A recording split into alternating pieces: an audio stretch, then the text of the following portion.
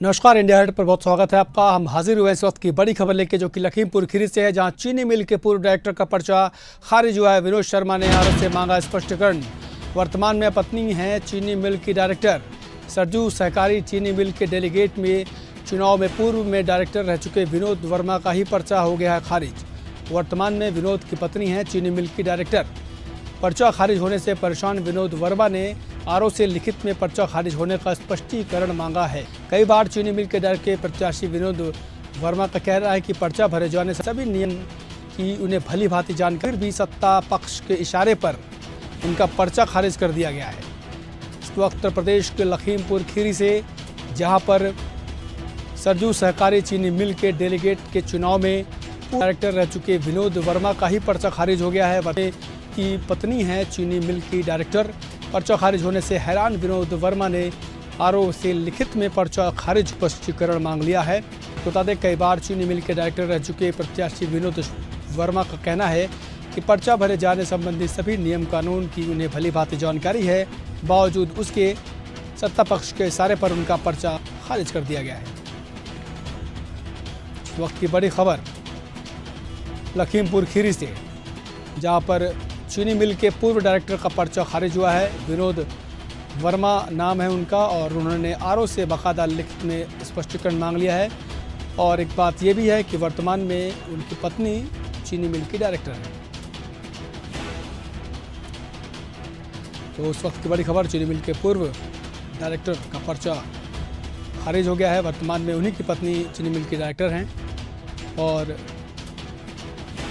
विनोद वर्मा ने सरकार पर, सत्ता पक्ष पर आरोप लगाए हैं।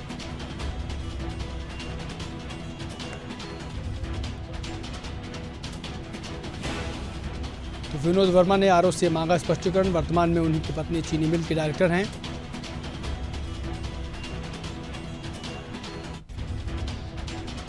और इस खबर पर सीधे जुड़ चुके हैं विनोद वर्मा जी। बहुत बहुत स्वागत है आपका जी।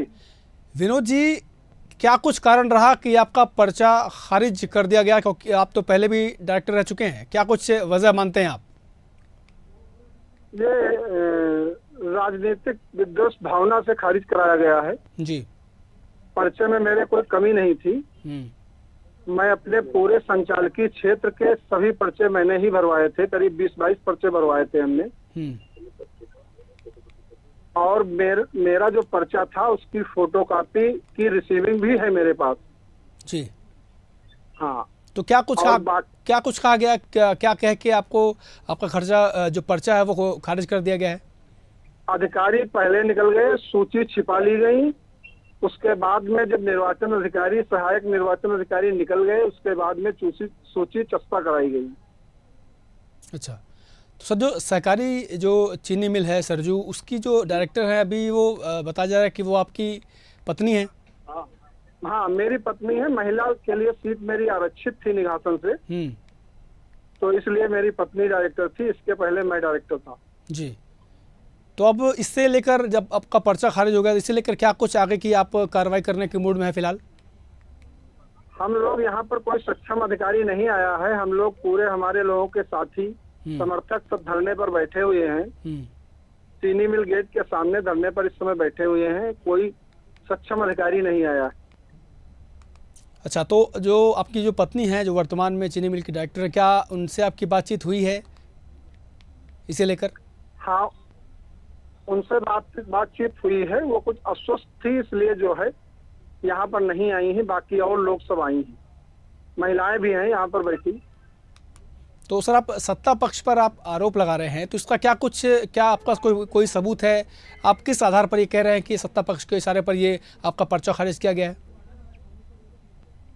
इसके पहले मेरा गांव जो है आरक्षित, मेरा गांव पहले से आरक्षित क्षेत्र में था। संचालकी महिला के लिए आरक्षित था। 2015 में जो चुनाव हुए थे जी। उसके बाद में अभी जो क्षेत्र अवधारण हुआ, उसमें मेरे गांव को फिर आरक्षित क्षेत्र में डाला गया। आरक्षित क्षेत्र नौरंगाबाद जो अनुसूचित जाति के लिए आरक्षित था जी, उसमें डाला गया। उसके बाद में मैंने आपत्ति दी। आपत्ति का निस्तारण हुआ, जिसमें गांव मेरा पुनः निघासन में आ गया। तो अब पर्चा कैंसिल करवा दिया गया है। तो आप अब क्या लीगल एक्शन की ओर आप जाएंगे या फिर आपने आरओ से तो लिखित में आपने स्पष्टीकरण मांग ही लिया है, क्या कुछ अब लीगल प्रोसीजिंग की ओर आप जाएंगे? हम लोगों ने यहाँ पर जो है ज्ञापन बनाकर रखा है, आपत्ति बनाकर रखी है, लेकिन यहाँ पर केवल पुलिस के जवान हैं, बाकी अधिकारी कोई नहीं है। तो आपने क्या उच्च अधिकारियों से संपर्क करने की कोशिश की? हाँ, कोशिश की, डीएम का नंबर लगाया, डीएम साहिबा का जी। तो वहाँ पर नंबर जिन्होंने रिसीव किया उन्होंने कहा एडीएम साहब से बात कर लीजिए। एडीएम साहब से बात करने का जब प्रयास किया गया तो उन्होंने कहा मीटिंग में हूँ, थोड़ी देर बाद बात करूंगा। और एसडीएम साहब से भी बात हुई है इस संबंध में। एसडीएम साहब ने लाइन पर लेकर के निर्वाचन अधिकारी से भी बात कराई, तो उन्होंने कोई गोलमोल जवाब दिया, कोई सही जवाब नहीं दे पाए। ठीक बात। अच्छा वर्मा जी, ये अगर मैं इस सहकारी चीनी मिल के बारे में बात करूं तो यहाँ पर कब से यहाँ पर चुनाव हो रहे हैं, क्या कुछ यहाँ प्रक्रिया होती रही है, क्या इससे पहले भी कोई इस तरह का विवाद देखने को मिला है क्या? इससे पहले 2015 में चुनाव हुआ था। 2015 में मेरी पत्नी संचालक बनी थी निघासन से। उसके पहले 2009 में चुनाव हुआ है। 2009 के पहले 2006 में चुनाव हुआ है। मैं 2006 से चुनाव लड़ रहा हूँ। 2006 में मैं खुद संचालक बना था। जी, हम लगातार यहाँ से भी, ये चैनल के जरिए भी लगातार डीएम, एडीएम, आरओ सबको फ़ोन लगाया जा रहा है, लेकिन कोई फ़ोन उठा नहीं रहा है। जाहिर सी बात है, कुछ मीटिंग चल रही होगी या फिर कोई कुछ और भी रीज़न हो सकता है, लेकिन जो फरियादी हैं, जो पीड़ित है, वो हमारे साथ लगातार फ़ोन लाइन पर मौजूद है। वर्मा जी, अब लेकिन मुझे लगता है कि अब आपकी पत्नी जब खुद इसकी डायरेक्टर हैं तो उन्हें भी इस मामले को संज्ञान में लेना चाहिए, उन्हें भी अपनी बातें आगे तक पहुँचानी चाहिए। नहीं, वो बहुत इससे पीड़ित हैं, बहुत कुंठा में हैं और तबीयत उनकी खराब है, इसलिए नहीं यहाँ पर आ पाई हैं। वो बहुत परेशान है इससे। तो सर, आरओ जो जिन पर आरोप लगा रहे हैं, जिनसे आपने स्पष्टीकरण मांगा है, जरा उनके बारे में बताइएगा। क्या उनका जो रवैया है वो ठीक नहीं है? क्या इससे पहले भी वो कुछ इस तरह के कार्य करते हुए पाए गए हैं क्या? हाँ, वो पूरी तरीके से उनकी मानसिकता ऐसी लग रही थी, पूरी तरह से राजनीतिक दबाव में है। और उन्होंने मेरा ही नहीं, मेरे और साथियों के भी पर्चे खारिज कराए हैं। सहन खेड़ा के 2 पर्चे खारिज और कराए हैं उन्होंने। आपको वो लोग भी डरने पर बैठे हैं। जी, तो आरओ साहब से क्या निजी दुश्मनी है? क्या वो निजी दुश्मनी निकाल रहे हैं क्या आपसे? क्या आपको लगता है क्या कुछ ऐसा? निजी दुश्मनी नहीं, राजनीतिक दबाव के कारण उन्होंने ऐसा किया है। अनलीगल का है, तो हम चाहते हैं इस कारण ये चुनाव निरस्त किया जाए। अच्छा,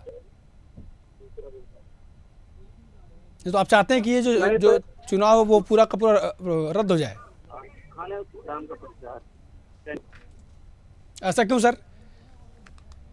सर, क्योंकि उन्होंने अनलीगल काम किया है और ऐसा नहीं है। लोकतंत्र में सबको लड़ने का हक है और पर्चा वहाँ पर जमा है। उसकी जो फोटोकॉपी है मेरे पास है, रिसीविंग भी है। और पर्चा खारिज करने का कोई औचित्य नहीं बनता है। तो अभी आप लोग कहाँ पर मौजूद हैं? कहाँ पर आप लोग अपनी बात करने जा रहे हैं? इस समय मैं चीनी मिल गेट के ऊपर धरना प्रदर्शन हम लोग कर रहे हैं जी, और सैकड़ों लोग धरने पर बैठे हैं। तो आप लोगों की क्या कल के मुलाकात के लिए क्या आपने वक्त मांगा है? क्या जो जिम्मेदार अधिकारी है उनसे के लिए जाएंगे? अभी क्या आगे क्या कुछ आपकी रणनीति है? कलेक्टर साहब के यहाँ बराबर संपर्क में है। अधीनस्थ जो उनका फोन उठा रहे हैं वो यही कह रहे हैं कहीं एडीएम से बात कर लो, कहीं डीएम से बात कर लो। विनोद जी, मामला वाकई में बेहद गंभीर है, क्योंकि आप पहले भी इसके मिल के डायरेक्टर रह चुके हैं। ऐसे में पर्चा ही खारिज कर दिया गया, ये बेहद दुखद है। और जो आप कह रहे हैं कि सत्ता पक्ष के लोग इसमें मिले हुए हैं, तो आप क्या किसी का मिलना चाहेंगे या ऐसा कोई शख्स है जिसे लगता है कि वही आपके पीछे पड़ा हुआ इस तरह आपका पर्चा खारिज करने के पीछे? सिर्फ और सिर्फ क्षेत्रीय विधायक।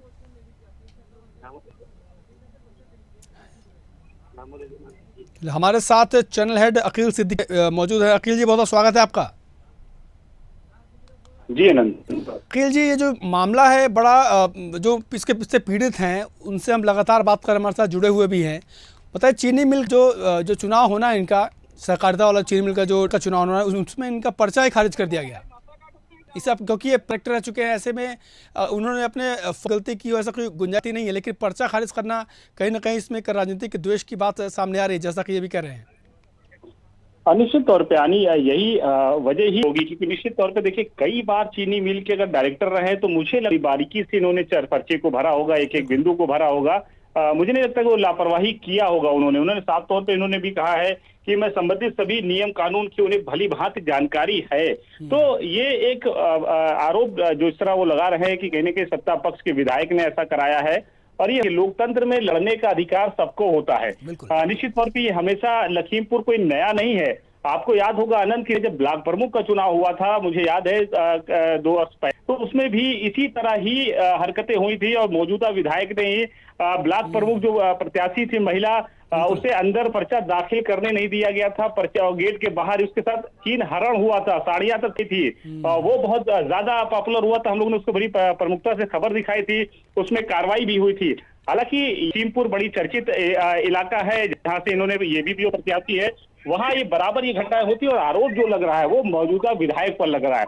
तो मुझे लगता है कि जिस तरह ये मौजूदा विधायक लगा रहे हैं, कितना सच है कितना झूठ है इसमें ये तो जांच का विषय है। हालांकि प्रत्याशा रहा है कि उनके ही प्रभाव में किया गया। कहीं ना कहीं होता है कि विपक्ष कोई होता है और वो सत्ता पक्ष पर ही आता है कि कहीं ना कहीं प्रभाव सत्ता पक्ष का रहा है, और जब सरकार होती है तो उस पर आरोप लगते हैं। लेकिन ये जांच का विषय है निश्चित तौर पे। लेकिन लोगों में लड़ने का अधिकार सबको है नंद। यहाँ मुझे लगता है कि जिस तरह ये कई वर्षों से प्रत्याशी रहे, चीनी मिल के डायरेक्टर रहे, इनकी पत्नी अब पर्चा दाखिल किया है, तो कहीं ना कहीं इनके साथ ये जो घात हुआ है वो विश्वासघात किया गया है। निश्चित तौर पे इनका पर्चा आरोप करने वाला अगर योग रहा होगा तो योग किया जाता। हार जीत अलग, अपनी कौन किसको वोट देगा वो वोटरों को अपने खेमे में कौन करता है वो प्रत्याशी जीतेगा। इसमें ज्यादातर पैसे भी चलते हैं, वोटर खरीदे जाते हैं। निश्चित तौर पे बड़ी भूमिका वोटरों की रहती है इसमें। तो निश्चित तौर पे वो एक अलग प्रक्रिया थी, लेकिन ये जिस तरह हरकतें कर पर्चा खारिज कराना ये गलत है। मुझे लगता है ये लोकतंत्र का हिस्सा नहीं है, और इससे कहीं ना कहीं छवि खराब होती है, और एक मैसेज बड़ा खराब उत्तर प्रदेश से भी जाता है कि ऐसी हरकतें लखीमपुर से भी आ रही है। और कई उत्तर प्रदेश के ऐसे जिले हैं जो नेपाल से सटे हैं, वहां पर लोग कहीं ना कहीं ऐसी सामने आती है जो बाद में वायरल होती है, और उस पर विपक्ष को मुद्दा मिलता है, और सरकार के खिलाफ जब चुनाव होता है तो वो मुद्दा कहीं ना कहीं भुनाने की कोशिश विपक्ष करता है। तो ये सत्ता पक्ष के लोगों को भी और प्रशासन के लोगों को भी इस बात का जरूर ख्याल करना चाहिए आनंद, कि ऐसे में कहीं ना कहीं सरकार की छवि खराब होती है। सरकार पे एक बड़ा आरोप लगता है जिसका खामियाजा बड़े चुनाव में भुगतना पड़ता है। और इससे पहले भी देखिए लोकसभा का जब चुनाव हुआ तो ये भी लखीमपुर का ये उससे पहले टेनी वाला मुद्दा, जिस तरह उन्होंने गाड़ियां थार की गाड़ियां चढ़ा दी थी लोगों पर, वो बड़ा मुद्दा रहा। उससे कहीं ना कहीं उत्तर प्रदेश में भारतीय जनता पार्टी की सीटें गिर गई थी। इसका खामियाजा केंद्र को भुगतना, जिसको गठबंधन में आज सरकार को चलाना पड़ रहा है। तो ऐसे में प्रशासन को भी इस बात का ख्याल रखना चाहिए, प्रशासन होता है वहां का, इस बात का ख्याल रखना चाहिए कि ऐसी हरकतें अगर करती हैं ये एक बड़ा जांच का विषय है, और इसमें कहीं ना कहीं जांच होनी चाहिए, और अगर वाकई इसमें किसी की मिली भगत है तो उस पर बड़ी कार्रवाई भी होनी चाहिए। अनंत, अखिल जी बहुत बहुत आपका शुक्रिया इस खबर पर हमारे साथ जुड़ने के लिए, और बहुत बहुत शुक्रिया विनोद वर्मा जी भी। अब हम तो यही चाहेंगे कि जो भी इनको रेमेडी, जो भी इनकी सहायता हो सके वो होनी चाहिए, क्योंकि ये पहले भी डायरेक्टर रह चुके हैं, और उनका जो पर्चा है वो खारिज कर दिया गया है बिना उन्हें जानकारी दिए हुए। और क्योंकि इस बात की गुंजाइश बेहद कम नज़र आती है कि उन्होंने पर्चे में कुछ गलत जानकारी या फिर कुछ और लिख दिया होगा जो कि नियम संगत ना हो, क्योंकि ये पहले भी डायरेक्टर रह चुके हैं और वर्तमान में इनकी पत्नी खुद भी डायरेक्टर हैं। तो इस पर जाहिर सियासत तो नज़र आ रही है, जैसा कि वर्मा जी ने भी कहा।